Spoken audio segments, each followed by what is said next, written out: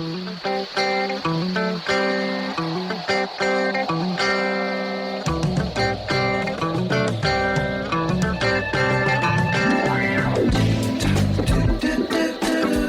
in a good place now. Relax, breathe, smile. You've entered into your element, the home of origin, the home of intelligence and entertainment, where relevant topics are discussed and where what you think counts, and where superior is the norm. You're listening to Perspectives with Ashley Berges, live on 660 The Answer. Welcome back live to Perspectives, and I'm your host, Ashley Berges. And on tonight's show, in the light of the recent headlines, we're going to explore the 6 factors that lead to domestic abuse. You know, how to honestly assess if you or someone you know is in an abusive relationship. And also later on, we're going to discuss the specific consequences that we believe that abusers should have to undergo. You know, in the recent headlines we've been experiencing all over town, you have everything from ESPN to, every single station you can think of are weighing in on some issues that have recently taken place, whether it's Ray Rice, Adrian Peterson, Greg Hardy, Ray McDonald, the list goes on. And this is all about spousal abuse or also about child abuse. Yeah, Ashley, the NFL, it's not been the best weeks for the NFL, has it? Bill, it has not been the best week for the NFL. It hasn't been the last best weeks. It's been a pretty bad time. Yeah, been a pretty bad time. In fact, one of the major columnists for Sports Illustrated, Peter King, he led off his weekly column with, should I even like the NFL anymore? That's how bad it got. Well, I think Anheuser-Busch is pulling out right now as we speak. There's people all over the place, sponsors that are pulling out. A lot of sponsors pulling out, threatening to pull out. The NFL is like any other corporation. You threaten their pocketbook, and you watch how fast they respond. And I think we've seen that. And I think that's interesting because a lot of people don't really see the NFL as a corporation. We all see it as an institution. We see it as entertainment. We see it as what we've grown up to see. America's passion. Yeah. If baseball is America's pastime, then football is America's passion. And the NFL is making money hand over fist. Yeah. $1 billion corporation, literally. It's amazing. And we don't really think about it as a corporation. And now when you think about it as a corporation, think about if you had a company and you had Ray Rice, Adrian Peterson, Greg Hardy, Ray McDonald, and the list goes on, and you had all those people working for you. Well, but that's a good point that you just brought up, Ashley. There are umpteen multi-million-dollar, billion-dollar corporations out there. Microsoft, Apple, American Airlines. You could. The list goes on and on and on. I'm sure that they have people working for them who are abusers or victims of abuse. It's just that you don't hear about it. But the NFL, being such a high-profile institution, like you were saying, right? You hear about it. These athletes are, whether they like to be or not, they're role models, and people want to emulate them. Children want to emulate them, and that's why the NFL has to be so careful about this.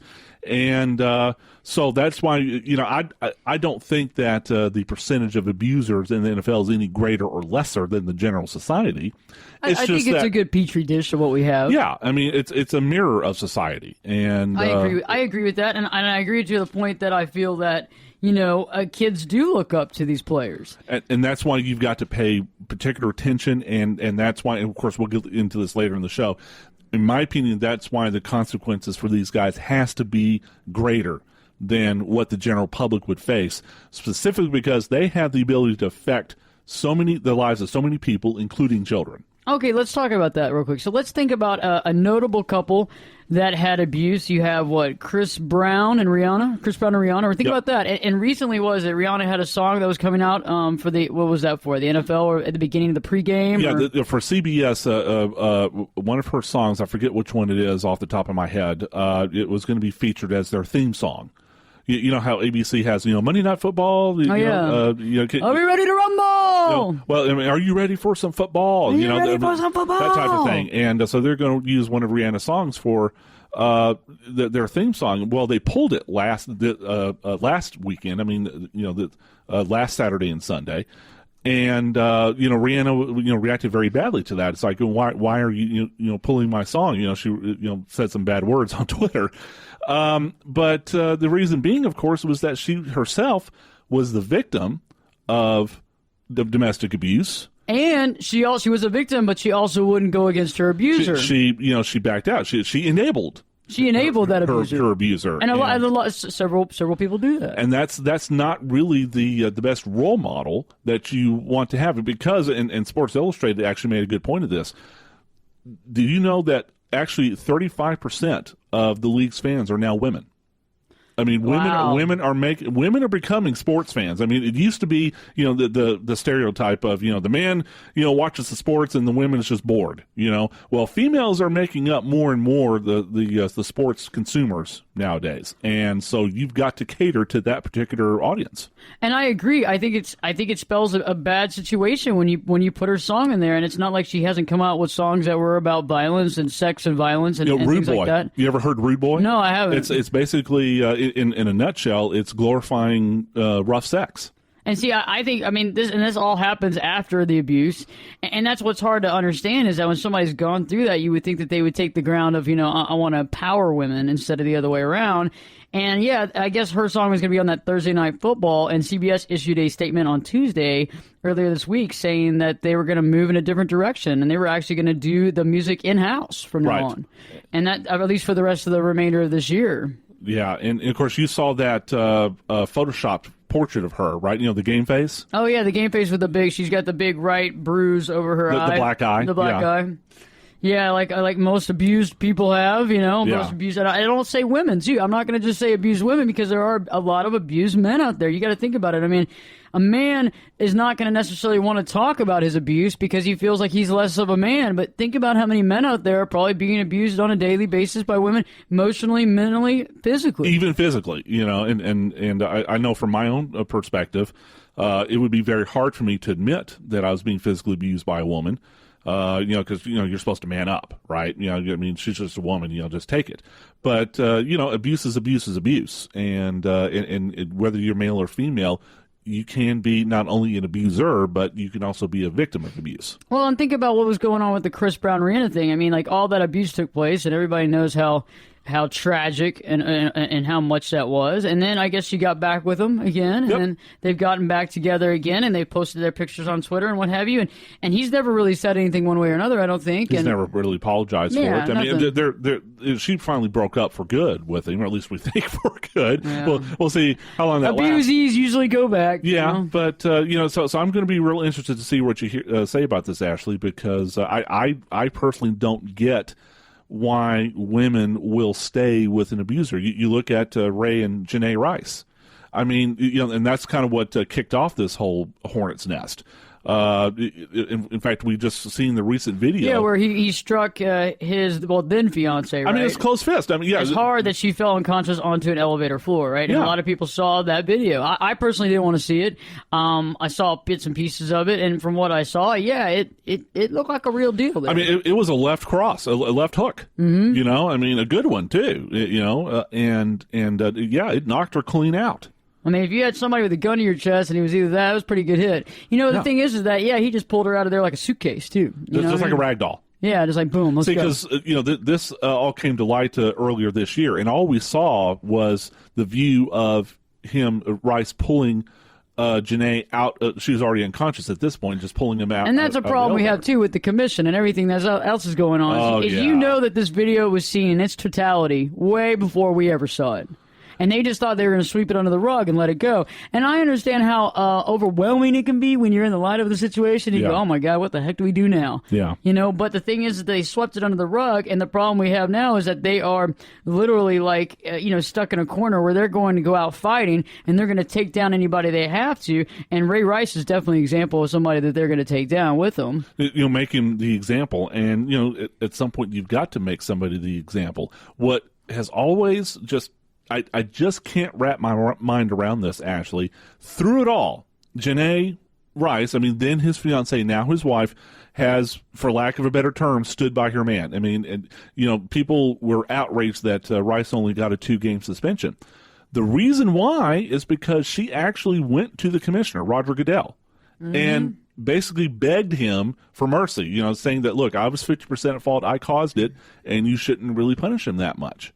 Yeah. If that's not an enabler of abuse, I don't know what is. And see, I don't either. That's the key right there. And I think that's key to what we got going on is that when anybody's being abused, that's basically what they do is they take the side of their abuser, and a lot of times there could be reasons for that. One, they've dealt with it in their past, and we're going to go through all this later on. And a lot of it too can be the lifestyle. I mean, it's not like Ray Rice is a poor man financially. No. And there's a reason why you get married to that. There's a reason why. I mean, she wasn't even married to him yet. And then she went on and got married to him after what happened. All this happened. I mean, so everybody listening, the elevator thing happened before she married him. Right. She had a chance to get out then, but she chose not to. Right. She made her choice. What kind of message does that send to women? What does it send? What do you think? Well, and also, what kind of message does that send to men? In that kind of situation, it's okay, for you to do it because your woman's going to stand by you. Yeah, and it's no big deal. And it's no big deal. And you know what? It's just whatever it is. And you had to do it. And there's back in the day, back in an earlier time and place, remember you were allowed to beat your wife. And I think that we have to really look at this and see, what is it? What's going on in the recent headlines? Why is this such a big deal? Why it should be such a big deal? Because, I normally don't talk about certain things, and this has really hit home because I think that this is a predication of where our society is going. Based on how we deal with this domestic abuse, based on how we deal with the situation, dictates a lot of things in our future, and this is highly important. So stay tuned because when we return, we're going to be exploring the 6 factors that lead to domestic abuse. And later on, we're also going to be talking about our chosen consequences that we believe that the abuser should have to undergo. So stay tuned because Perspectives with your host, me, Ashley Berges, will be back in 2 shakes. Turn it up and jump in the deep end on Perspectives with Ashley Berges. The water's warm and there's a swim-up bar. A glass of perspective, anyone? Now, here's Ashley. Welcome back live to Perspectives, and I'm your host, Ashley Berges. And on tonight's show, in the light of the recent headlines, we're exploring those 6 factors that lead to domestic abuse. How to honestly assess if you or someone you know is in an abusive relationship, and the specific Perspectives consequences that abusers should have to undergo. In the last segment, we were discussing Ray Rice's situation, Adrian Peterson, and I think both of these situations resonate tonight because we're dealing with this abuse. I mean, whether it is spousal abuse, whether it is child abuse, but what about Greg Hardy? What about Ray McDonald? What about those? I mean, Bill, what's your take on this? Well, I mean, I think that it's a similar situation to Ray Rice. I don't know as much about those cases as I do about the Ray Rice and Adrian Peterson thing, but they basically well, Greg Hardy was with the Carolina Panthers, right? And they found him guilty of abusing an ex-girlfriend, correct? Right. Okay. Is now his ex-girlfriend, yeah. And then Ray McDonald was with the 49ers, but they haven't found him guilty. Right. He turned 30 years old. It was his birthday. He had a party, right? Right. And they're still waiting to go to trial or some sort of jury on that. The 49ers, they're doing, they're basically suspending him until the case is adjudicated, which I think that's an appropriate thing. Well, I just think that they don't have a guideline here. I mean, Keenan, we were talking about this on break. I just don't think that, the NFL, like the league, has guidelines on this. They're just doing things haphazardly, though. I mean, what is it for one person versus another? Who gets suspended on this? How many games do they get up? They get taken out of the league. I mean, all these different things. Like, there's no actual formulation. Well, the formulation is based off how many jerseys they sell. That's it. I mean, that's pretty much what it's based off of, because the thing is, though, I mean, when it's all said and done with the NFL, they got to sell tickets, they got to fill up those stadiums, and on top of that, they got to sell those jerseys just to keep the lights on, even though they are I don't know how many billions of dollars, but they're actually classified as a non-profit organization. But believe it or not, they really are. They're subject to they're exempt from the antitrust laws. What do you mean? It means that basically they don't have to pay taxes, and they can also get subsidies also. Yeah, Man, I want to be in the NFL. I want to have my own team. Why do you think guys go through all they do to get to them? I mean, we were saying during the break, these players are $40 million slaves. I mean, would you like to be a $40 million? Well, the thing is, though, I mean, with the NFL, it is kind of different, in a way, because they get game checks. That's how they get paid. I mean, they get paid through the games they play. So when it's all said and done, throughout the course of a year, they get paid probably 16 times a week, and that's during the regular season. Now they get even more money during the during the playoff season, you know, Right. Super Bowl For bonuses. Yeah, bonuses and everything else. But other than that, like for example, during the off season, those guys are not getting paid. You Right. know, and like some of those guys who aren't starters, like the guys that we don't know anything about because they sit on the bench, you know, they might have spent like a lot of or their the practice money. squad guys. Yeah, the practice squad guys, or like even those the second or third string offensive linemen. You know, because I heard Nate Newton talking about it on the radio, how, you know, they become to training camp, you know, and like a lot of those guys be broke because they spent a lot of that money. And the thing is, in certain cities, like i.e. Dallas, I wouldn't be surprised if they spent all that money, because the thing is, there's really not a whole lot to do in Dallas except spend money. Well, you know. I do think it's interesting, though. I mean, I agree with the money concept, but I do think it's interesting how we're going through this whole process. And I agree that it's only a few individuals. It's not like it's across the board. But I do think that, you know, there's certain factors based on this. I think there's certain reasons why this happened. I think that what they're doing right now is kind of overlooking the reality of the situation and just going straight to some sort of consequence. And I think that's needed to a degree, but I think that they're actually missing the boat. Well, actually, I definitely think that you're right. They did not have a specific policy before all this happened. It's the classic case of closing the barn door after the horses have gotten out. You know, Exactly. They didn't think to make a policy until all this PR stuff just blew up in their face. Well, I want to know what's going on with the NFL Players Association. So we haven't had them step up and say anything either. Well, actually, the Players Association, to my knowledge, I mean, like they're like those players who you mentioned, they're getting them reinstated. You got to understand, the Players Association is a union. Yes. That's what they are. They are a straight-up union, much like the United Auto Workers. Yeah, You so know? they're going to get them back on the job, Yes, on the playing field, and back in the game. Exactly, because when it's all said and done, they want to make it to the playoffs. And if you don't make it to the playoffs, I mean, that's less jersey sales. You don't get the subsidies, the money. Exactly. And you don't get the shoe endorsements. You don't get the commercials where you're drinking the Gatorade or anything like that. Or the Budweiser or the Ramada Inn or this or that. You're taking money Yeah. out of their pockets. I'm like when it comes to like television and advertising and making money and whatnot, the NFL is the biggest cash cow in the United States out of all programming there is. Yeah. Now, I personally think that, like, especially for Ray Rice and Greg Hardy, I think the suspensions are going to stick. I also think that for Adrian Peterson, and you know, just to briefly talk about his case, you know, for anybody who doesn't know, he recently admitted to disciplining his 4-year-old son by spanking him with a switch, which is like like off a tree, Which is old school. Actually. which is old school. Yeah, because that happened to me a lot when I was a kid. Well, I mean, it happened to me too, Yeah. and I that was Peterson's defense, is that, look, I mean, that's how I was disciplined when I was a child, and I was using the same technique. Well, you know, times have changed. Well, yeah. and you know, Keenan, when I first heard about it, I'm like, okay, folks, you know, here we go, the whole spanking is abuse crowd, you know, here we go. But then I saw the pictures, and I do think he lost control. Well, And went a little too far. I never did see the pictures. However, I did read something, and I believe I think it was Gawker.com, and they were talking about why the New York Times did not show any of the footage that TMZ obtained of Ray Rice pretty much giving his girlfriend a left hook. well, probably there's several reasons for that, though. I mean, there's a lot of people that don't want to see it. No. I was going to say, actually, no. Didn't you say you didn't want to see it? No, I don't like to see Well, abuse. actually, the most important reason why they didn't show this clip is because it was found out that that clip is actually edited.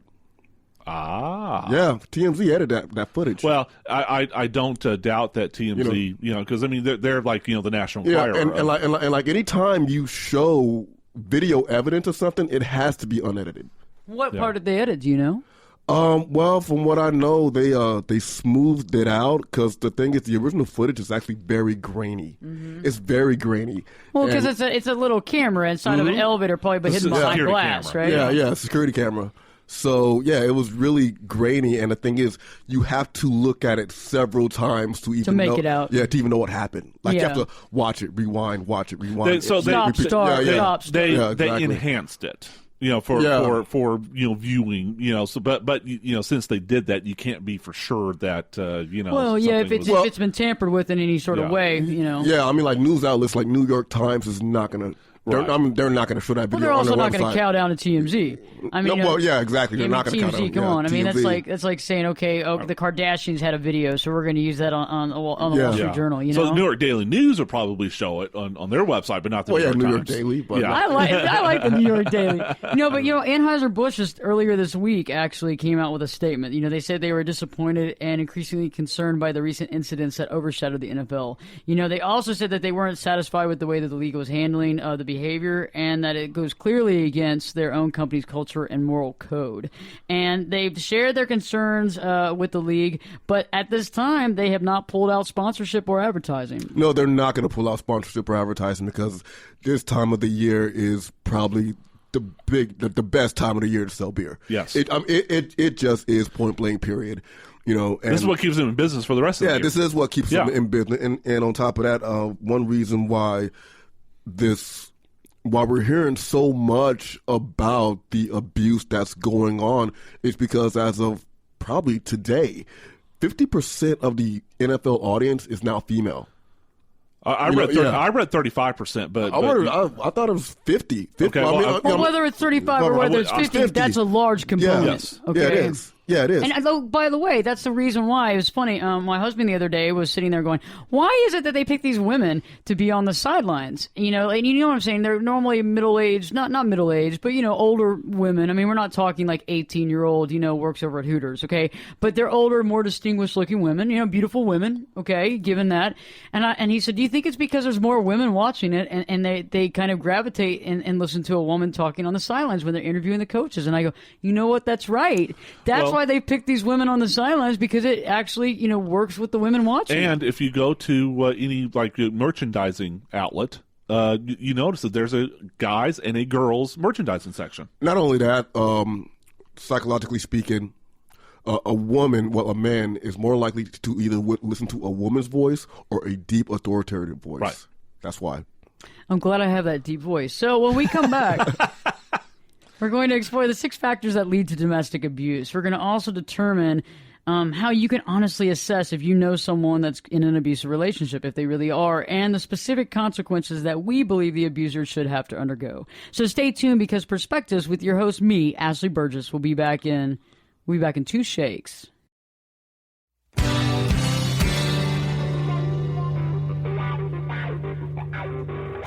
This is Jake Busey, and you're listening to Perspectives with Ashley Burgess on 660 The Answer. Welcome back live to Perspectives, and I'm your host, Ashley Burgess. And on tonight's show, in the light of the recent headlines, we're exploring the 6 factors that lead to domestic abuse.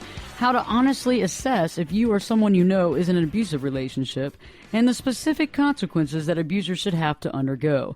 In the last few segments, we've been discussing the Ray Rice, the Adrian Pearson, the Greg Hardy, Ray McDonald, and also a little bit of the Rihanna and Chris Brown situation, to discuss spousal abuse and child abuse. And I think what we need to go into now, because we kind of get the picture, we know what's going on, is the 6 factors that lead to domestic abuse, because there's reasons why this happens. There are reasons why people abuse another person. There's a reason. There's a scientific method. There's a psychological situation that's involved, and that's what we really need to kind of look at right now. So let's take the first one, which I think a lot of us can relate and understand, is that the abuser viewed, whether it's his parents or family members, abusing other family members.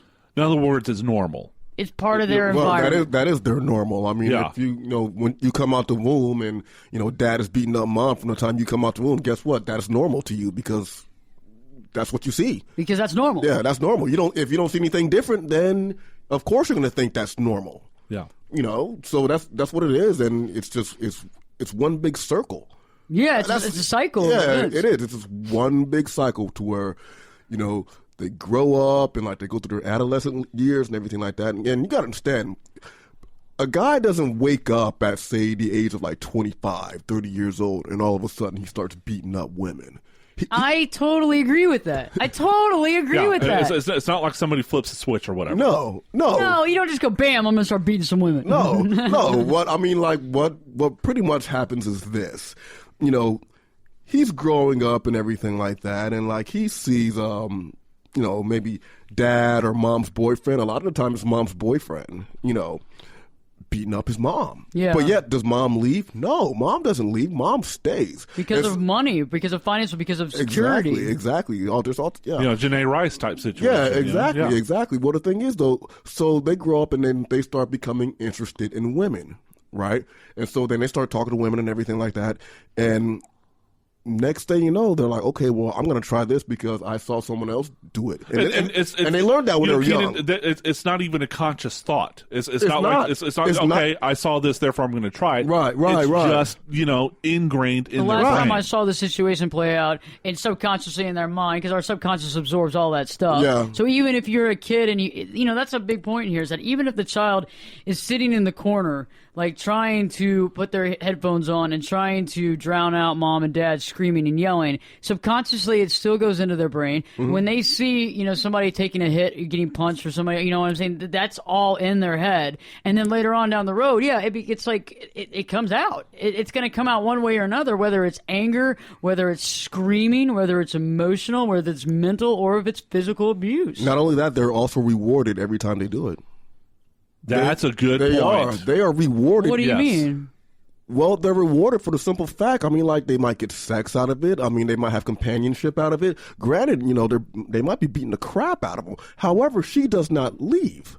You're right. So they are being rewarded for it. Now, there's certainly no consequences. Exactly, and the thing is, they know. Here's the thing: they know who to beat up. They do because it's like they look for the type of woman that mom was. Yeah, I don't know what it is. It's like people walk around with this aura, right? We can't see it visibly, but the thing is, like, we can detect it. For example, I walk the streets of Dallas, Oak Cliff every day, and like, do people try to start stuff with me? They try, but do they? No, not really, because they know that I will fight back. And the thing is, whatever it is from me that you want, you're going to have to sweat for it. So you're saying there's almost an identity of a victim identity, like there's a victim target, and I think it's because of maybe years of being the victim. Mm-hmm. Because I agree with you. It seems like they do get rewarded because if it's sex or if they just stay with them or whatever, but they would never like turn around and try to beat up their friend. No, they won't. They wouldn't do it, and they're gonna do it behind closed doors because they don't want anybody saying anything either. So they, to some degree, know exactly what they're doing. And out of fairness, Ashley, going back to what we said in the first segment, men are victims of abuse as well. Let's turn the tables on that. Men do get abused by women all the time. I've seen it. You have? Yes, I have. When I was in the Air Force, as you know, I was a Cobb. So I actually responded to a lot of domestic violence situations.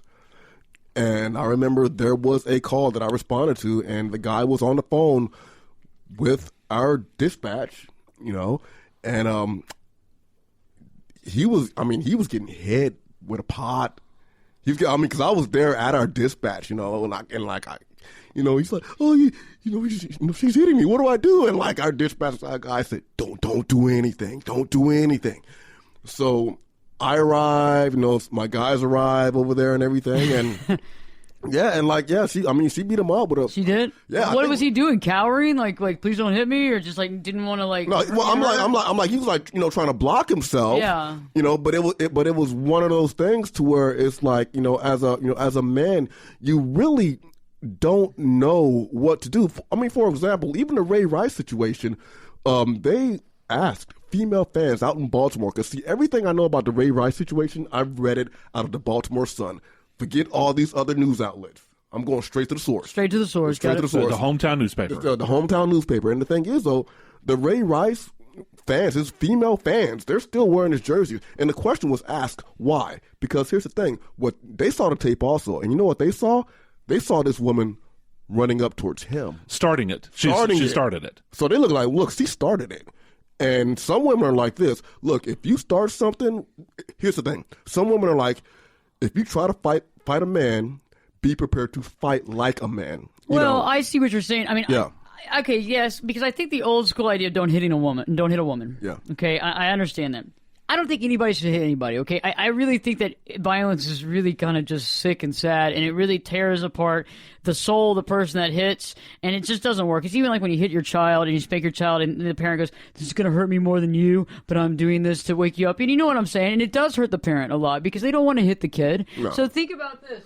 you have this situation where, yeah, if somebody's going to hit me, it's hard because do you sit there and you put your arms up? You know, do you try to hide or defend yourself, or what do you do in this situation? During the break, actually, I was giving you an example of Peter King. You know, in his weekly Sports Illustrated column, you know, he was sitting there saying, "Gee, I don't even know if I can even watch the NFL anymore." And he was saying that you know, there is just never, ever, ever, ever, ever a circumstance where a man should hit a woman. Well, see, I'm okay. I'm not. Well, okay. Here's the thing. I do disagree with that because the thing is, though, I mean, if a woman is coming at me with, say, an M1911, which is a 45 caliber handgun, then no, or how about a butcher knife? Yeah, or a butcher knife, or maybe a pot. Coming at me with something lethal, or like what we talked about last week, baseball bats wrapped in barbed wire. Then yeah, you got to do something to protect yourself. I mean, I agree with that. Yeah, I'm like you have to do something, and if someone keeps coming at you and coming at you and coming at you, every now and again, you just got to knock people out. Well, that's what I wonder about abuse situations. So sometimes I do think that it's the abuse. You know, the abuser abuses the abusee, and it's a constant situation. And a lot of times, the person that's being abused has been in abusive relationships before. The abuser has seen it as well. But there are some times that you wonder, you know, was it, you know, did the person like basically, you know, spear it on? Were they egging it on? I mean, because sometimes you don't know what was going on. You don't know the argument or the fight or what was happening. And I agree with that. I mean, but I do think that a lot of our abusers actually saw a family member or whoever was raising them be abused. Yeah. I do think that is it's like irrevocable. I think that subconsciously we intake all this stuff, even if it was happening on a daily basis. Like my mom, you know, her real dad, you know, used to beat her mom like every single night. Oh. Okay, and he was a raging alcoholic as well. And she would watch this and would try to save her sister, and it gets too much for this show at this time. However, she watched that over and over again. My mom is not an abusive woman, but the thing is that my mom would cower down. Okay, because she's seen it. And I guess it's because she has all this inside of her that she let go of some of it, but hasn't been able to, because that's just normal. I mean, it's hard for the human, you know, being to let go of all this stuff. However, that's key. I mean, there's a lot of abuse that happens, and you just get in tune to that. Well, yeah, Ashley, I mean, and to be fair, not everyone who was raised in an abusive environment is going to become either an abuser or abusee. Oh, I agree. I think all we're saying is that it's susceptible. Oh, I agree with you. I agree. It's kind of like the child of a drug addict is more likely to, or child of an alcoholic is more likely to be an alcoholic, or drug addict, to do drugs. Yeah, to do that. So I agree with you. Everything I've ever seen, if you grew up with it, then it's just more likely to happen. You're right. And when we return, we're going to be exploring the rest of the 6 factors that lead to domestic abuse. So stay tuned, because Perspectives with your host, me, Ashley Berges, will be back in. We'll be back in 2 shakes. I can lift you up. I can show you what you want to see and take you where you want to be. Get in here. Give us your perspective. We're listening. And you're listening to Perspectives with Ashley Berges. Welcome back live to Perspectives, and I'm your host, Ashley Berges. On tonight's show, in the light of the recent headlines, we're exploring the 6 factors that lead to domestic abuse. You know, how to honestly assess if you or someone you know is in an abusive relationship, as well as the specific consequences that we believe that abusers should have to undergo. So right before the break, we were discussing the second of the 6 factors, and that was the abuser was abused by family. And I think we can all correlate with that and understand that when, you know, somebody that's been abused, they were abused by their family, or they obviously viewed it. So let's move from there to the concept of pop culture. I remember, Bill, right before the segment, really, you were talking about pop culture and how, you know, a lot of people listening to certain music, it contains this type of rough references. Well, yeah, I mean, there are certain genres of music where it seems to me anyway that domestic abuse is glorified, and I think we can kind of expand it out to maybe, you know, culture in general. You know, I just think there's still this strain of, you know, if you want to be a real man, then you got to keep your woman in check. Well, yeah, that's how they define real man. I mean, when we all sit back and look at the definition of a real man, I mean, it really doesn't even have a definition. when you think about it. Well, that's true. Yeah, so you got to make it up as you go along. So you make it up as you go along. So your cultural references, that you grew up around, or that you, the type of music you listen to, the type of TVs or shows or movies that you choose to consume, all those things, can affect your subconscious, and affect your life. So if you listen to, say, music that will glorify domestic abuse, well, and also too, if your circle of friends that you hang out with, if that's a value, then yeah, you're going to be more susceptible to doing it. Yeah, you are. Of course you're going to do it. Because as you just said, you are more susceptible. At the same time, from where I'm from, you never want to be looked at as a punk, air quotes. Right. You don't want to be a punk, or anything like that. And at the same time, though, some of these guys, they grow up with, say the single parent mom, and say if they're outside playing as they were kids, and so they get beat up, right? So they go back inside and they're crying to mommy, and guess what? Mommy might tell them, no, you're gonna go back out there, you're gonna fight them. Right. Mama ain't gonna raise no punk. That actually, I grew up in rural West Texas, but I grew up with something similar. So that's what punk means to them. Yeah, because I see it like as like sissy or something. Is that what they're saying? Like you have to like go raise the bar. You go out there. Wuss is the term. Well, either way it goes, it's feminizing a man. Either way it goes. And it's that. It goes back to our whole problems in reality here. So we have these problems in life where somebody cries, especially a man's not supposed to cry. But it's like, people are allowed to have emotion. And there's crying of happiness and joy and sadness. And sadly enough, I do think that stems back to a lot of the issues we have with a lot of men, is that they feel like they can't emotionally be emotional. And I think a lot of that when there's a lot of anger or there's a lot of sadness or depression inside, it's hard because they want to be a man. But even though really being a man is letting it out, doing what you need to do. Yeah, because if you don't let it out, then it could bubble up until it explodes. Right, and that could be a violent, explosion. That could be, maybe even taking your own life. There's a lot of different aspects of that goes down, and sometimes people just want to alienate themselves and leave society based on that. Or it could end up hurting the person you love. Yeah. Physically. Yeah. Yeah, so they say they love them. But, Well, there's an old Russian saying, if he beats me, then he loves me. My God, my goodness. I've heard that. I've heard that said in the United States. Remember way back when little girls are outside and they're playing with little boys and everything like that, and then they go home and they say, well, little Johnny hit me. And then what will mom say? Well, he hit you because he likes you. Oh, yeah. Oh, my gosh. That's interesting. Yeah. That is a very interesting concept because, like if they kind of hit you in the arm or kind of do something or like pull, that. pull your pigtails. Did it ever happen to you, Ashley? The little boy pull your pigtails. Yes, and I'd be like, and you hated him, but that's how he was showing you he liked you. Yeah, he was like, basically, he liked you. And that's, gosh. Yeah. Isn't that interesting the way that we really create these things in our mind? Nowadays, I don't know, do people feel the same way about that? I think there's been a lot less tolerance for, boys will be boys. And, but what love is too. I know some people that are in relationships like what you say, like boys, but boys will be boys, but men will be men, or men will be boys, or whatever. But I know some relationships that, literally, you walk into their world, and it's like you're going in another world. Mm-hmm. The way that they show love is just like, to me, I wouldn't even do that to my worst enemy. I don't get it. And I do think that you're right. Pop culture does play, has a presence here.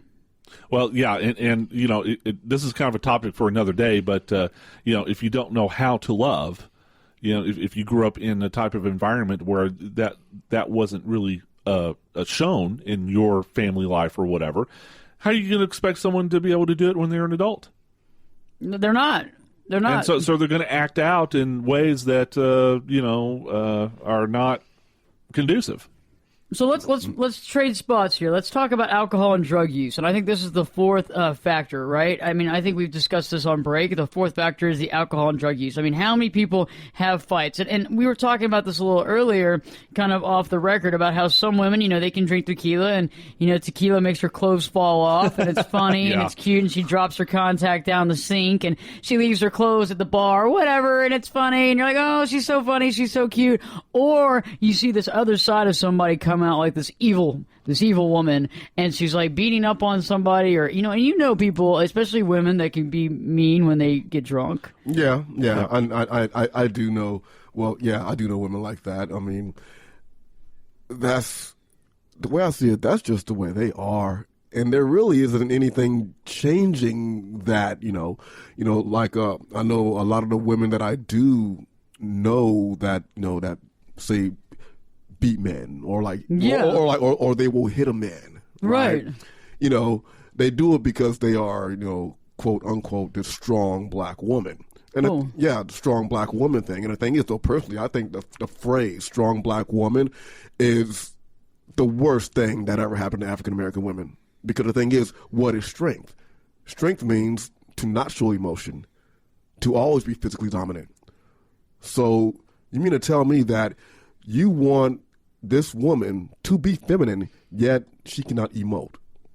Just like we were talking about with the men, like she can't cry, she can't show emotion. It's just not going to happen. But when you ask them about it, well, why do you do it? And they'll yell at the top of their lungs, "I'm a strong black woman, and I'm not going to let a man do this, that, and the third to me. And I'm not going to take any crap from a man." Exactly. Unless you're Rihanna. Yeah,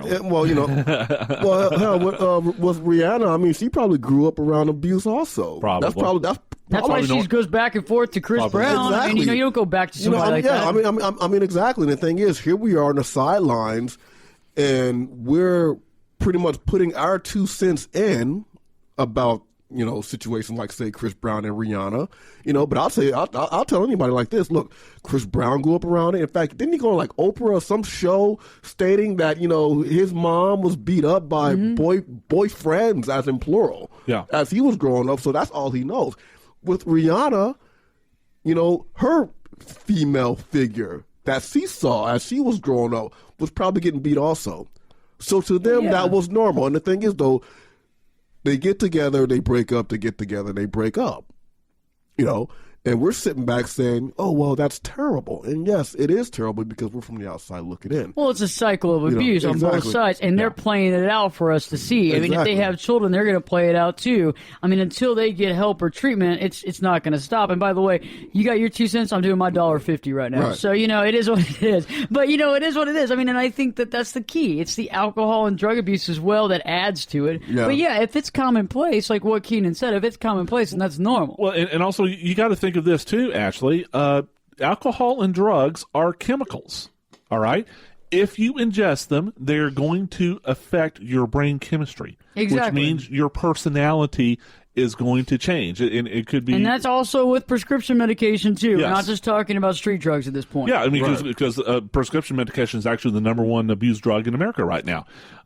So in my experience, we'll talk about alcohol. There are 2 types of drunks. There are silly drunks and there's mean drunks. There's funny drunks or fun drunks and mean. Right. And my own grandfather was a mean drunk. He drank this certain type of bourbon, the certain brand of bourbon, that if he drank any other type of hard liquor, he was kind of a silly, kind of merry, fun loving. He drank this certain type of bourbon and he just became like mean as a rattlesnake. Did he realize it? I think he did, but he just chose to, drown it in alcohol, basically. So obviously that was like impacting him in some way. I'm like, what is anyone going to do to him anyway? Yeah. Yeah. What did you say? What is anyone going to do to him? What are the consequences? Oh, yeah, the consequences. Yeah. I mean, what are the consequences? There were none. Exactly. So he could do whatever he wants. So there was nobody saying, oh, I'm going to do this to you if you drink that bourbon again. Well, it's not about saying you're going to do something to somebody. It's about doing it. It's about actually following through. You're right. Hey, when we return to Perspectives, we'll discuss more about the 6 factors that lead to domestic abuse. We'll talk about that as well as how to know if you or a friend is in an abusive relationship. So stay tuned because Perspectives with your host, me, Ashley Berges, will be back in 2 shakes.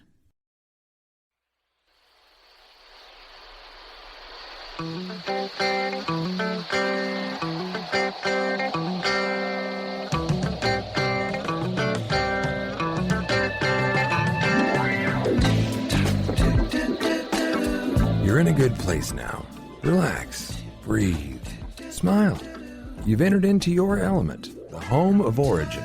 It's the home of intelligence and entertainment, where relevant topics are discussed and where what you think counts, and where superior is the norm. You're listening to Perspectives with Ashley Berges, live on 660 The Answer. Welcome back live to Perspectives, and I'm your host, Ashley Burgess. And on tonight's show, we're exploring the 6 factors that lead to domestic abuse, how to honestly assess if you or someone you know is in an abusive relationship, as well as the specific consequences that we believe abusers should have to undergo. And right before the break, we were talking about number 4 of the 6 factors of that leads to domestic abuse. And number 4 was alcohol and drug use. And I think we've covered that pretty well. Let's move on to major life tsunamis. And I think that's interesting. I think a major life tsunami is something that changes your world, right? It's the death of a family member, the loss of a career, bankruptcy. And, we've also talked about the concept of when a child is born, how that can impact the life of the family. Yeah, we were saying that during the break, actually. I've heard of cases where a couple will have a child and the man will all of a sudden be jealous because now he's no longer the center of attention, and so he will lash out violently either at the female or the child. Okay, I've read some stats on that. Yeah. So, and also too, I mean, you've heard of postpartum. Postpartum depression. Yeah, postpartum. And so I've also heard of women maybe reacting violently. That makes sense to the child, or to the husband. Yeah, to the child. I mean, I've heard. Haven't you, Keenan? I've read cases where I've heard that. The baby cries just one too many times, and then wham, just loses it. Yeah. Mm-hmm. Well, I mean, yeah, that makes sense, and that's an interesting concept too. Is it based on that loss? Is it based on that life change? Like when somebody and that's a question to ask too. Think about this question. So, I mean, in the situation of Ray Rice, in the situation, if you're going to take him out of the NFL, let's just look at the kind of the circular kind of logic on this. So you take him out, so he no longer plays football. What is he going to do? So then you have this issue. So where does the abuse really end if you're not doing any treatment or nothing like that? So when does the abuse end? If the situation gets even worse, then what's going to happen? What's going to happen? Actually, we don't know. Exactly. Yeah, we don't know what's going to happen. Like, I've heard people say, well, why don't you just leave? Just pack your stuff and go. And packing your stuff and just going requires money to do that. Not only that, though, they say that a woman is 7 times more likely to get killed if she does leave the relationship. Wow. Yeah. I didn't know it was 7 times, but I've heard of that. I believe it was like 7. Well, because like I mean, they go after them. Yeah, I mean, here's a good situation. What we were talking about in the last segment, Ashley. As a man, you're expected to control your emotions and not show emotions, and you hold them in, hold them in, hold them in until you just explode. And all of a sudden, the one thing you can control, which is the woman in your life, all of a sudden has the temerity to do something independent of her own, and in a mind of an abuser like that, I mean, he just explodes because what he controlled is no longer being controlled. Right. Exactly. In his mind, he's King Kong, and she just lives there. He runs everything. Yeah. Wow. Yeah. Wow. Mm-hmm. Yeah, I mean, that's what's so interesting about it is the thought process of an abuser is very interesting. I mean, it goes back to what we were talking about earlier with the concept of ownership, owning a person. I mean, whenever, African Americans would try to leave the plantation, they're like, oh, well, slavery's so bad, why don't you just leave? Here's the thing, they would try to leave, and what would happen? They get caught. Yes. And returned. They would be hunted down by the master. And then what did the master do? Depending how well he worked, he will keep him alive. But the thing is, he will beat him down to a pulp. Now, if he wasn't that great of a worker, he'll kill him. But then again, I mean, slavery was expensive anyway. But like I said, it goes back to the concept of ownership of a person. Yeah. And, Keenan, I also want to touch on what you just said earlier, from the, of course, in this particular instance, we're using the male-female dynamic. Mm-hmm, yeah. But, I mean, if it's human nature to prefer the devil to the devil you don't. Fear is the most, potent emotion there is. For the female victim of abuse, to leave the abuser can be more terrifying than actually staying with him. Right. And the thing is, women who are abused, say they do get out the relationship, but guess what, though? They end up getting right back into the same type of relationship except with another guy. Right. I remember I told my friend who was in abusive relationships, I told her, I said, look, you're dating the same guy over and over again. She says, well, no, I don't. I'm like, yes, you do. Yes, you do. You date the same guy over and over again. The only difference is their skin. But she's getting something out of it, though, too. I hate to make the choice, but we make choices based on something we're getting out of it. It might not seem to the outside world that they're getting something, but if I continue to do something over and over again, there's something I'm getting from it. And I know that sounds crazy, but you're right. Think about the fact of a lot of times they might feel responsible for the abuse. And so it's like you have like that psychological component involved with this force and the strong emotion. It's just like when you tie drugs and sex together, okay? Like there's no end to where one ends and one begins. And that combination of that power and that energy, it's almost like they can't figure out who did what first. Okay, I must have deserved this beating, or they feel helpless or they have no support. And you're right. I guess you're right. If they have the fear that they're going to come after them, I mean, that's also the case, too. That might also be why, she's going off, Ray's wife is going off about how he didn't do anything. Yeah. Nothing's wrong because she's scared because she doesn't want to get hurt anymore. Or was there something else that's going on? We don't know. Quite frankly, she's going to lose her means of support. Economic dependency on him. I mean, think about it. She doesn't have to work, but yet she has enough money for hair weaving fingernails. But she doesn't have to work. But she doesn't have to work. Exactly. And that's another key, too. I think a lot of times abuse, when somebody enters a relationship that is abusive, I mean, there is a time that you have a chance to leave. But there's got to be something in it for them, right? I mean, because if he was just a poor man... I think she'd have been gone. Yeah, I'm just being honest about it. I mean, I'm sure someone listening to this show is probably going to call me a jerk. But the thing is, though, that's just my honest opinion. That yes, if Ray Rice was making $26,000 a year and she wasn't working, and she would leave. Yeah, she's not going to be there. But instead of $26,000 a year, it's more like $26 million a year. And on top of that, do you know how Ray Rice proposed to that woman? No. Not only did he give her a diamond ring, but he also gave her a car. He proposed with a diamond ring. What kind of car? I don't know. BMW or a car. A car. Are we talking a Beamer or are we talking a Ford Escort here? I don't know, but cars, think you buy somebody a car? Yeah. And a ring. And a ring? Yo, that's a lot of money being spent. Yes. On a person. Because I own you. Exactly. I own you. So here we're going kind of back to the ownership, slave. Exactly. But they also buy into it. So the victim is also buying into this as well. Mm-hmm. Because, I mean, if any of that part of that video is real, if any of it's real, I mean, just the sliver of that is real. She wasn't married to him at the time.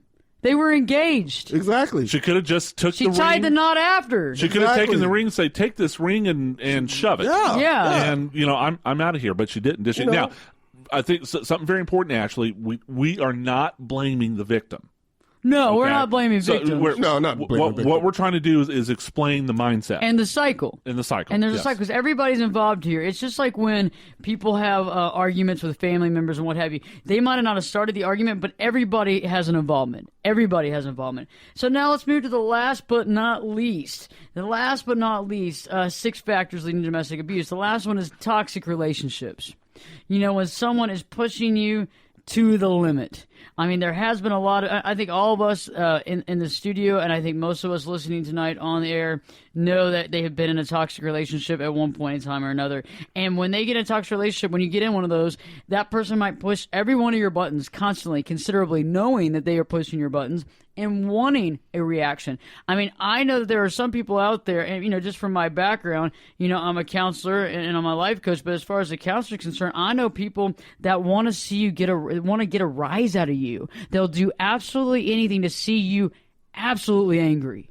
and they get off on that. It makes them smile. Makes them powerful. Oh, yeah. They want to see you get very angry and even violent because that means something to them. I mean, there's some people out there that don't think, men and women both, that they don't feel that they're, like you said, that the person that's with them loves them unless they get violent or unless they push all their buttons or they start screaming and yelling, over something. And I think it's interesting, but their definition of love is interesting. And I think that's something to be considered. A toxic relationship is a toxic relationship. And they're easily figured out what's toxic and what's right. So stay tuned because we're going to start talking about what we believe is what you should know about an abusive relationship as well as the specific consequences that abusers should have to undergo. So stay tuned because Perspectives with your host, me, Ashley Berges, will be back in 2 shakes.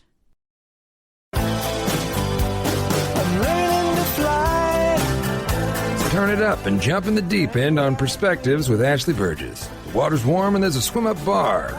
Glass of perspective, anyone? Now, here's Ashley. Welcome back live to Perspectives, and I'm your host, Ashley Berges.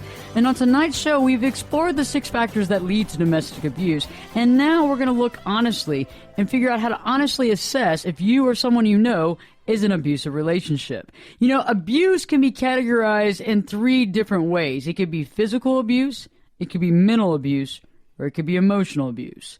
And a lot of times we don't really realize what's going on, whether it's a friend that we know that's talking to us and telling us situations that we hear, whether it's situations that we see, that we're in a situation where we overhear an argument or we see something happening right in front of us, or whether it's us ourselves in a relationship that's abusive. So I think the first thing we want to look at is if somebody feels afraid of their partner much of the time. And I think that when somebody feels afraid of their partner, a lot of times maybe the partner humiliates them or yells at them. And when you're feeling afraid of your partner, you don't want to feel afraid of your partner. I mean, that's not a normal relationship. True story, Ashley. Before I even got into the insurance business, for about 6 months after I got out of college the first time, I was a door-to-door vacuum cleaner salesman. Okay? So one day I'm giving a product demonstration, to the lady of the house, of course. And I don't know if it was her husband or whatever. Anyway, he comes home, takes one look at what's going on, and just starts screaming at her. And that's not the part that struck me. The part that struck me was her reaction. She rolled up into the fetal position, just cowered. She really did? Yeah. I got my stuff and got the heck out of there. Oh, there you go. I mean, humiliating in front of somebody else, too. I mean, that's amazing just to do that. Yeah. Yeah. Like, you don't pull them aside to the back room and say, I don't want that person here. I mean, to just do it like that, it just doesn't matter. Yeah, that's the thing. I mean, abusive people, they will act a fool on anybody in public. That's right. They will. I'm like I said, a lot of the stuff that I've seen with, domestic violence and whatnot, I've seen it behind, it's been done behind closed doors. We know that for a fact. But the thing is, though, they'll do, say, verbal humiliation. Make fun of them in front of others. In public. Like, every time, she says something, he rebuttals back by saying, well, no, you're stupid. Yeah, questions her intelligence or, calls her fat, calls her ugly, And that's a big behavior pattern, too. So if you have a friend, let's say, you're out to dinner with some couples, and you're sitting there and everybody's having a fine dinner, and your friend's over there sitting there, next to her husband, or it could be vice versa. It could be the woman also. So we're not saying that the men are the only people that are actually abusing. It could be female, it could be male. But one person actually treats them badly, embarrassing them in front of people. That's a sign that they're being emotionally and mentally abused. I mean, because you don't do that to someone you love. I mean, there are occasions where that happens, where somebody has a little too much to drink and makes fun or says something. But I'm talking about on a daily basis. When that happens, that's abuse. That's abuse. That's what I think it is. And I think you hit it earlier, Ashley. You don't actually have to raise your hand to the other person to be an abuser. Mental and emotional. In fact, mental and emotional can sometimes be even more cruel. Oh yeah, because you are completely brainwashing that person. Yes. Yeah. Because it's interesting when I deal with clients that have gone through abuse like that, where they get a few hours away from their partner, and they start kind of pieces start coming together. But while they're with them, it's like literally they're in a blender. And I give this example. They're in the blender with the carpet, the rug, and everything, and the blender's going at full speed. And that's how their mind is going, because they're being brainwashed on a constant basis mentally. This is the way you're going to think, and this is why you think that. And it's all about control, and it's all about power. And so when an abuse happens, like in these situations here with the NFL recently, this has been physical abuse. This is physical. I see the marks on her face, or I see the marks on the child's butt, whatever.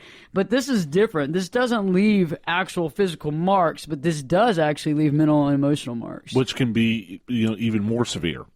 Like a lot of times, also people feel that they can't do anything right. So when somebody's being emotionally beaten up in a relationship, they always second guess themselves that they can never do anything right.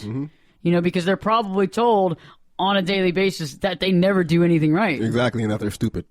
Exactly. Oh, you're stupid. You never do anything right. You're fat. You're ugly. Whatever type of insult they throw at them on a regular basis. And after a while, that's really going to put a strain on a person. Yeah, nobody's going to like you. Nobody's going to love you. I'm the only person that loves you. Exactly. I'm the only person that loves you. I mean, that's the key phrase right there. In fact, the key words in that phrase is I. I'm the only. Exactly. I'm the only one that loves you. No one else does. Out of, 7.6 billion people on this planet, I'm the only one that loves you, and you can't find anything better than me. And it really does put a strain on somebody's psyche. It does. And I do question, I'm like, if that is going on, then why do they stay? In a way, why did they stay? Maybe it's because they were brainwashed. Yeah, they're brainwashed. Brainwashed. Yeah, and like I said, I mean, perhaps leaving is more terrifying than actually staying. The fear of the unknown. Think about this, though. If I sat there and told you, Keenan, over and over again for the next how many years, let's say we move in together, and I tell you that you're an idiot, you're awful, you're stupid, you'll never amount to anything, and you know what? You're lucky to have me because nobody else is good. If I tell you that long enough, you're going to believe it. I'm going to believe it, yeah. Because and that's so important for everybody listening tonight. Whatever you intake all the time, you believe. So if I tell you you're the smartest, the best person, you have it all together, you're a shining star, you're amazing. If I tell you you're amazing, you're a shining star over and over again, guess what? You're going to start figuring that out. If I do the opposite of that, that's going to become your reality. Because that's what happens in our reality. That's what we make, is we make words become things. And because we have these minds that collect all the information, that becomes our reality. We are no good. And so if you have somebody telling you that all the time, well, guess what? You don't feel like you're that good. You're scared. You can't amount to anything else. You're lucky to have that person, right? You're holding on for dear life and hoping that person doesn't leave you because nobody else is going to love you. Mm-hmm. I mean, and let's speak about the economic factors of it. I mean, the thing is, say she or he does not have a job. You know what? Hold up. What? No, Keenan in the house. No, this just crossed my mind. Uh-oh. What about those guys, right? Who do not have jobs? Mm-hmm. But yet they are the abusers. Yes, they are the abusers, and they're constantly telling their significant other how they're not about anything, and no one loves them except for, nobody loves you but me. Right.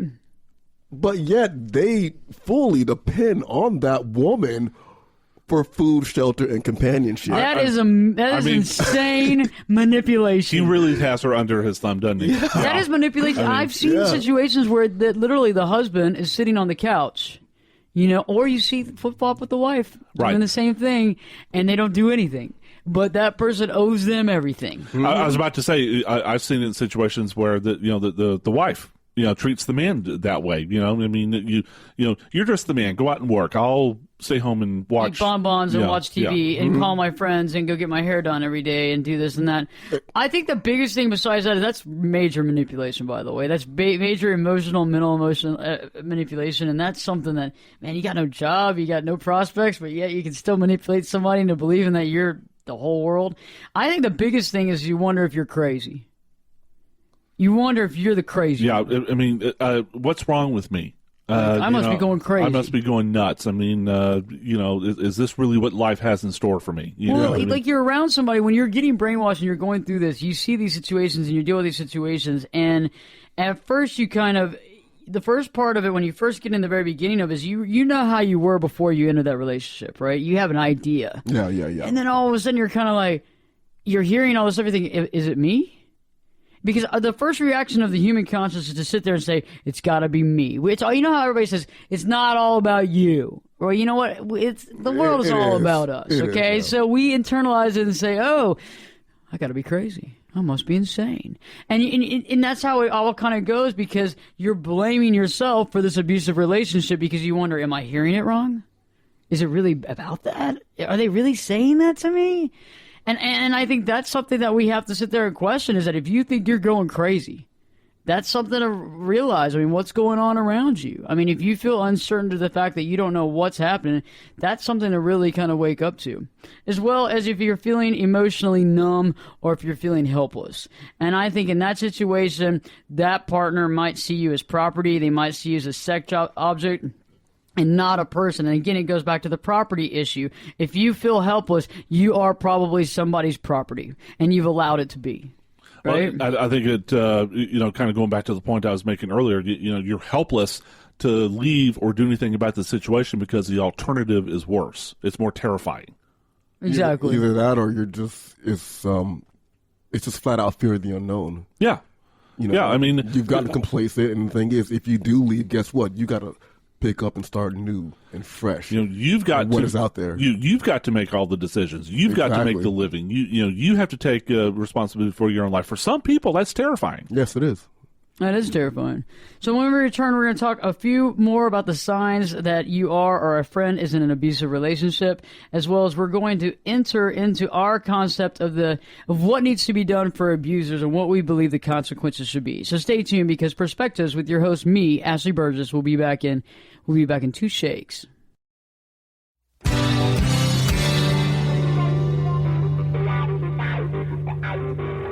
This is Jake Busey, and you're listening to Perspectives with Ashley Berges on 660 The Answer. Welcome back live to Perspectives, and I'm your host, Ashley Berges. And we're discussing how to honestly assess if you or someone you know is in an abusive relationship. Right before the break, we were discussing various concepts about feeling. Do you feel afraid, or does your friend feel afraid of the partner? Do you feel that you want to avoid certain topics out of fear of angering your partner? Do you feel that you can't do anything right because of your partner? Do you believe that you deserve to be hurt or mistreated? Do you wonder if you're the one who's crazy? That's my favorite one. Do you feel emotionally numb or helpless? And I think on the flip-flop, we need to kind of look at behavior. And I think in order to understand if you're in an abusive relationship, or if a friend of yours is in an abusive relationship, or a family member for that matter, you really need to realize about behavior, because sometimes behavior dictates it. Do you see that somebody has an unpredictable temper, a bad temper, an overwhelming, unpredictable temper? That can be excessive jealousy or possessiveness, and that can be a total sign of abuse, of mental, emotional, or physical abuse. I mean, because it doesn't always have to be physical abuse. And we have to remember here, too, we're not just talking about the female being abused in this situation. The tables can be turned, and we've seen it happen before. I mean, Keenan, you've even gone out on calls for it before. Yes, I have. So, I mean, so it happens. And I think that there's probably more men that are being abused, a lot more men that don't want to talk about it. They're not going to report it at all, because the thing is that they report it, and all of a sudden, well, I've heard cases where a guy would get beat by his woman, and then the cops will come out and say, "You let a woman beat you up, man?" No, that's awful. Yeah, I mean, and stuff like that. So it's like, I have to be honest with you, Keenan. There's been time in my life where I was thinking the same thing. It's like, you let her do that to you? I mean, just knock her out, Yeah, exactly. But the thing is, though, if he knocks her out, then what happens? He goes to jail. Exactly. I mean, like, what consequences do you want to face? A, go to jail, or B, get called a punk and be pretty much, emasculated. Well, that's true. Society. I mean, and you're which right. one do you want to do? Well, what do you get out of it? You're exactly. right. Because, you either get made fun of, which is a sad state of affairs. I mean, this is really out of control because, we don't even look at abuse on the same levels. And I know that there's a lot of men out there, maybe there's some listening right now, that are going through this. And, I mean, if you're going through this and it's hurting you, which I'm sure it is, you got to make a change. I mean, just as many as the women that are going through it, the men need to make a change too, because it's not going to get any better. It's only going to continue to get worse. And I think that also you have to look at the partner, and if they're hurting you or they're threatening to hurt you is just as bad. I mean, to threaten somebody over and over again repeatedly, that's emotional abuse and mental abuse, but also that's borderline. You're already hurting them. I mean, physically already hurting them. Really. I mean, like there is a law of, I think it's called communicating a verbal threat. Right. That is actually against the law. I mean, you just can't look at someone and threaten them because but at the same time, though, I mean, I do know someone who does it a lot. I mean, she does it a lot. She's always threatening. I'm going to do this. I'm going to do that. This. That. Wow. I mean, she does, and I just look at her, and I say, no, you're not. You're not. But she's not serious, or she's not capable of it. She's just not going to do it because she's that lazy. Oh, yeah, exactly. Okay, she doesn't want to do it do because she's lazy. But a lot of times people do this abusive activity because they are jealous, they're possessive. But think about this. A lot of times when somebody's in a relationship like this, and anybody that's listening tonight has maybe seen this before, is they want to control that person, where they go and what they do. And when somebody's in an abusive relationship, no matter if it's physical, mental, emotional, that partner wants to control everything that other person does. They want to know where they are, who they're with, when they're coming back. They might even go over there to see where they are, and they're not happy unless they're there at a dictated time and place when they're supposed to be home. I know a lady whose ex-husband literally would not allow her to talk on the telephone. It's like, so when he was home, then her 100% attention had to be on her. So let's say her sister called her. Okay. Will you get off the phone? Yeah, because she had to have all her attention with him. Yeah, and but she didn't see that as abuse, though. Probably she just was like, "Oh, he just wants my attention." And she would demurely, okay, gotta go, and finally it took him, becoming a drug addict for her to, wake up and realize, that it wasn't a healthier relationship. But she put up with that for I think about 10 years or so. Like keeping you from seeing your friends and family or talking to them on the phone. Yeah. I mean, a lot of people do that, or your friends have to be these friends. Yeah. Like for some women I know that have been in these types of relationships, the only friends they're allowed to have are men that the man doesn't find as a problem. Right. Not a problem, or they had to have been friends from high school or what have you, and they dictate who they can and can't talk to. And on the flip side, I know men that the women have told them, you cannot have lunch with a female, no matter if it's in your work or not. I mean, just dictating everything about their life, and that's pretty abusive because that's really taking the power of one individual and taking it as yours. That's basically claiming, I own you. Yep. You are not allowed to make decisions on your own. I mean, and that's key. And it's like a lot of times, when you're around this situation, and I think all of us probably have maybe several people that are involved in a situation like this. You don't always see everything, but there's certain things, there's certain sidebar that you can actually attain to. So think about this. A lot of times abusers limit the access of money or phones or a vehicle. Or in certain cases, they buy these things for people, but it's theirs. They own that property just like they own that person. Correct. And you are allowed to use this property because this is mine, and you're my property, and you can use that when I allow you to. And they're going to remind you over and over again how they bought it. Because you don't have any of your own money. Exactly. You're not good enough. Because, it's a whole emotional thing. Because think about the abuse. And when we talk about abuse, when you see somebody that's been physically abused, the emotional and mental always goes with it, too. I mean, it's not just one thing. I mean, somebody just hit the crap out of somebody. So, I mean, also, sex is an issue, too. I mean, if somebody is a property, it doesn't matter if they want to or not.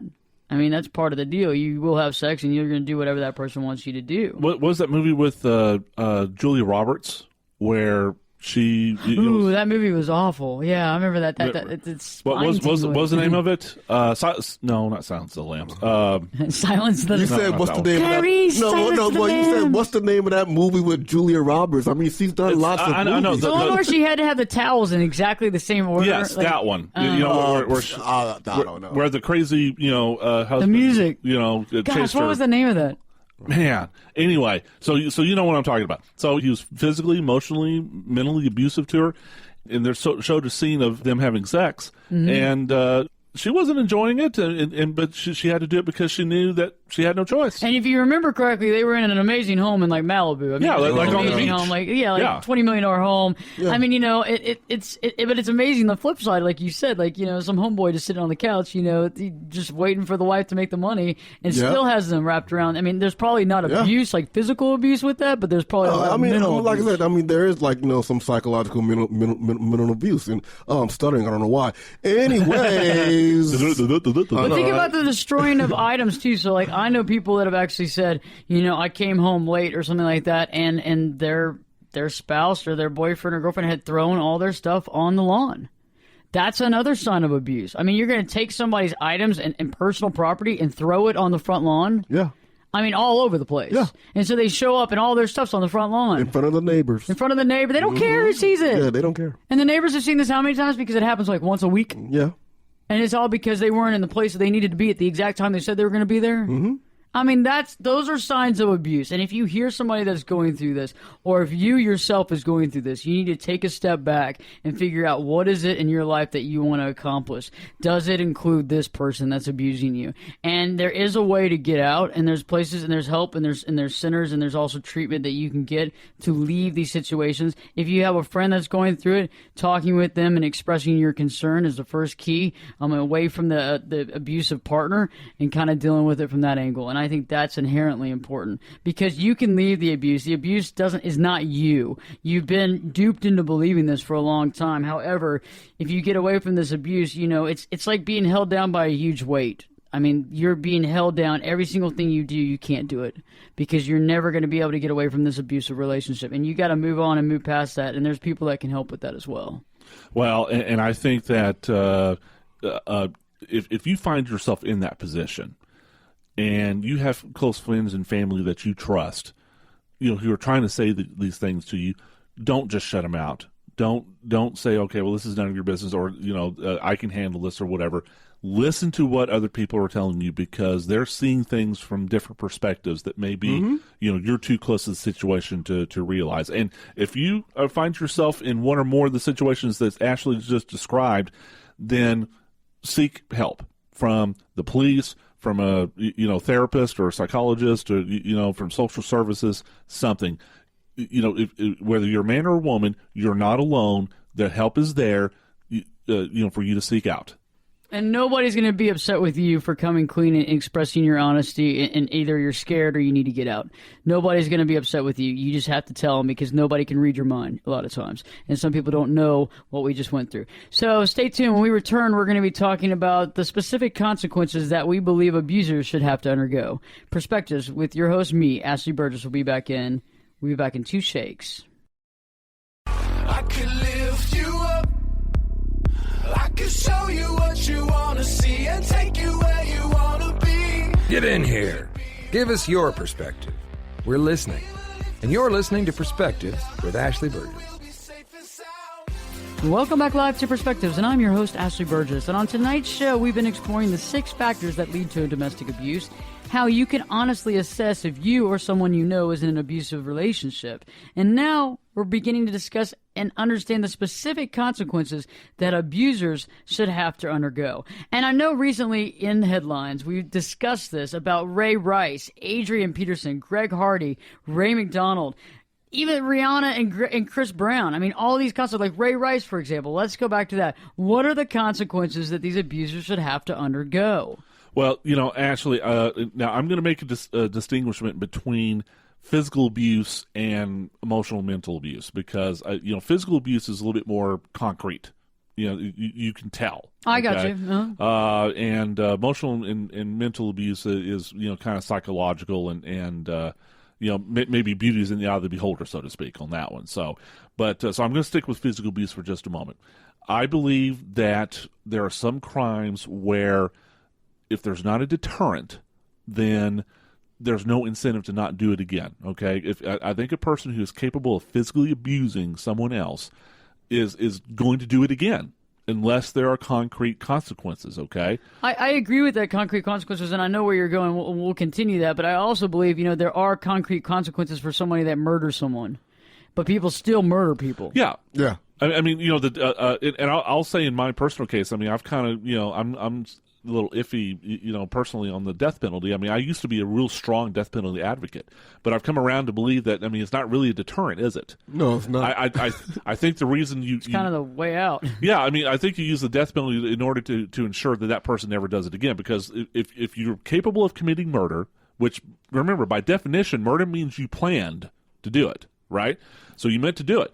Then you're capable of doing it again. And I premeditated. Yeah, it's premeditated. So I think that a person who is capable of physically abusing someone else is capable of doing it again. So you believe that there should be some jail time involved with this? There's got to be some. There's got to be, say, okay, you know what? If you do this again, then, here's what's happening to you now. Do you want more of this? Now, I'm not saying, of course, this is Texas, and for those of you who listen to iHeartRadio, here in Texas, we have fairly conservative views on, crime and punishment. You got to be tough on crime in this state, right?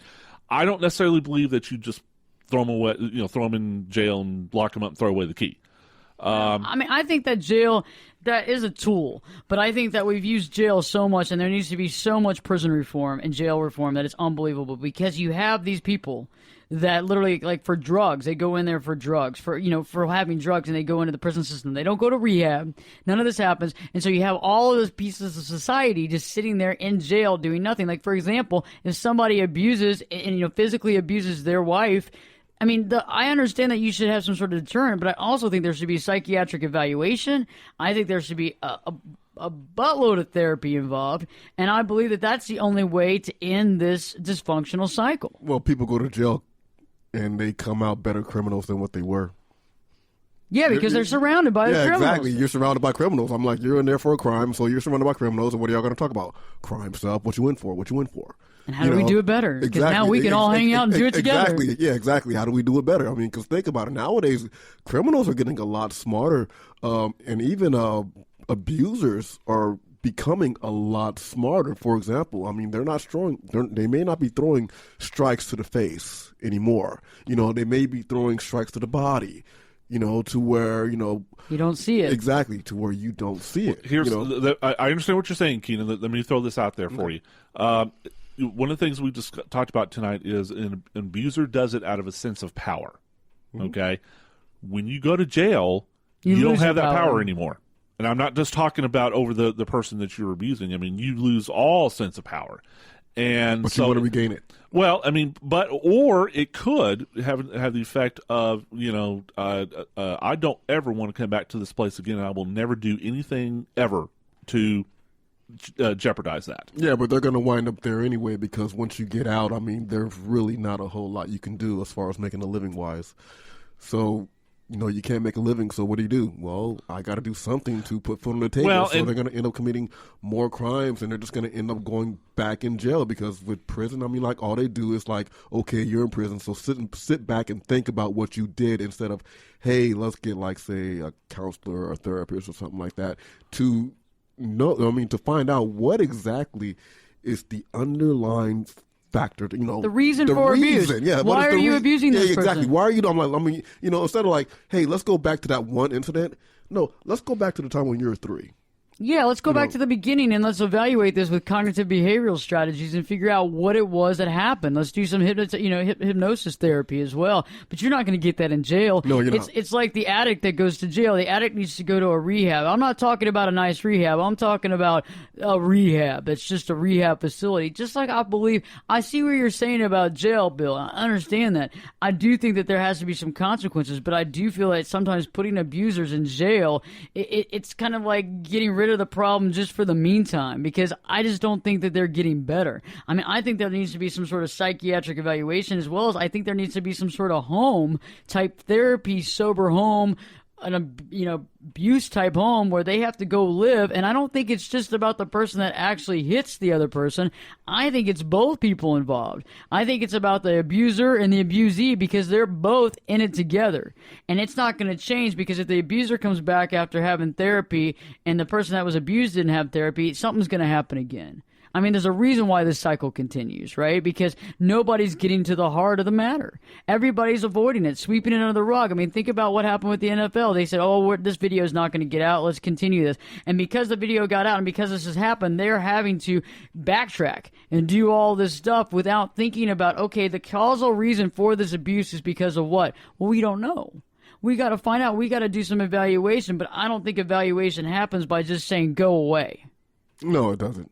Well, and also, maybe we can distinguish between levels, and not to find a comb on this, but a strike, a Hoban-handed strike to the face, is different from just going Mike Tyson on somebody. I agree. I think if you do the Mike Tyson thing, fists flying and broken noses and that type of thing, then I mean, if you did that to somebody on the street, then that's assault and battery, and you can go to jail, for a while on that. And and why should that? In my mind, why should that be any different if it's a domestic abuse situation? Now, a slap on the face, okay, I can see, maybe not. Well, it's a slippery slope effect because you're saying, okay, well, we don't know. I mean, who do we take into therapy? But see, that's the thing about jail is that I feel that a lot of times jail is jail, but I think that therapy and actual psychiatric evaluation and spinning. I'm not talking about you going for every other day or every other week. I'm talking about deep psychological therapy to figure out what is going on. That's the only way to stop this. And I'm not even opposed to that. Let's take the example of Ray Rice. Okay. Of course, and yes, TMZ, spruced up the video, to make it look bad, but you can see it. I mean, that's a Joe Frazier left hook he just uncorked. Here's the thing. I'm like, you can see it. But the thing is, though, when you're the third party trying to actually handle these domestic violence disputes, I mean, coming from a person that has been in the third party, i.e., law enforcement, right? Here's the thing, and I know when I was trained, I've seen it take place in the real world. You got to handle that situation with kid gloves, because say if the guy is just beating his wife and you respond, you rough up that man. Guess what? The wife is going to turn on you. Oh, I know, because it's exactly because of obvious reasons. Exactly, the wife is going to turn on you because the thing is, for some reason, I mean, like, couples don't know. I mean, well, couples know one another better than you know that couple. But it's also amazing, insane emotional codependency. Yes, it is. I mean, it's crazy, and like. What's Ray White his wife's name? Janae. I'm like, she's the one that took to the interwebs to pretty much say, look, stay out of my business. And she said, you messed up my life. I was explaining to Ashley before the show, the reason he only got 2 games was because she actually went to Commissioner Goodell and said, I was 50% at fault. I contributed to it, so please don't throw the book at him. Yeah. And that's the reason he only got 2 games. She actually advocated on his behalf. Mm-hmm. Well, that's what abusees do for their abusers. I mean, because it's codependency. That's why they have CODA meetings for codependency. To me, that's just another reason to take somebody like Ray Rice and say 60 days or 90 days in jail, brother. Because I agree there should be some sort of even though she is kind of defending him as a society. I think that falls on us to say, okay, ma'am, sir, you're the victim here, okay? You may not be the most unbiased person in the world, so there has to be specific consequences. They do. There does have to be specific consequences, and it can't be up and down. It can't be a slippery slope. Everybody's got to deal with the same consequences, and I think that's what we're getting at tonight. Whether it's jail time with psychiatric treatment, all this in one is awesome. But you can't give one person 2 games and one person being kicked out of the league. I just think that's wrong, and that sets a bad example for the children and for society. Yeah. Has to be even. Keenan, that's a great show. Yes, thank you. I mean, like, me, I came in here straight from the plane, so. Good job. That was hilarious. From the plane. Very good. So, he's committed, and I like that. Great show, Bill. Thanks, Ashley. This is a great topic tonight. I learned a lot. I did, too. I learned a lot, too. So stay tuned. We have a great show for you next week, and keep your head held high and realize that you, too, can live your true life. Perspectives with your host, me, Ashley Berges, will be back in 3 shakes.